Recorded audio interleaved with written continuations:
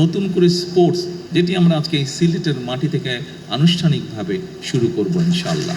সারা দেশে আমরা ফ্যামিলি কার্ডের কথা বলেছিলাম নারীদের স্বাবলম্বী করার জন্য, আমরা কৃষক কার্ডের কথা বলেছিলাম কৃষক ভাইদেরকে সহযোগিতা করার জন্য, আমরা বলেছিলাম যে আমরা দেশে আমাদের যে ভবিষ্যৎ প্রজন্ম আছে তাদের ভিতর থেকে আমরা ভালো যারা বিভিন্ন খেলাধুলা, বিভিন্ন মানুষের বিভিন্ন কোয়ালিটিস থাকে, গুণাগুণ থাকে, সেইগুলোকে আমরা বের করে আনতে চাই।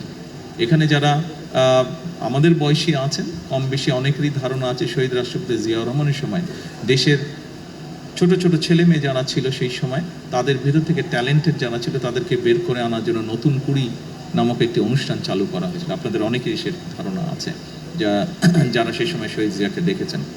সেটারই একটি এক্সটেন্ডেড অংশ হিসাবে আমরা দেশের এই ছোট ছোট ছেলে মেয়েদের ভিতর থেকে ভবিষ্যতে ভালো খেলোয়াড় বের করে আনতে চাই এবং তারই অংশ হিসেবে নতুন করে স্পোর্টস, যেটি আমরা আজকে এই সিলেটের মাটি থেকে আনুষ্ঠানিকভাবে শুরু করব ইনশাআল্লাহ।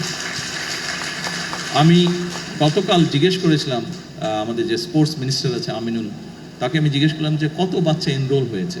আমাকে গতকাল সন্ধ্যায় ও যে রিপোর্ট দিল, গতকাল না সরি, এটা পরশুদিন সংসদে আমি জিজ্ঞেস করেছিলাম যে কত বাচ্চা এনরোল হয়েছে।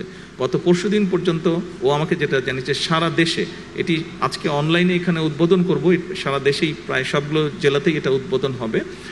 সারা দেশে প্রায় 1,30,000 বাচ্চা গত পরশুদিন পর্যন্ত এনরোল করেছে। কাজেই উপস্থিতিবৃন্দ, আমরা এই 1,30,000 বাচ্চার ভিতর থেকে নিশ্চয়ই 7-8টি ওরা স্পোর্টস ঠিক করেছে।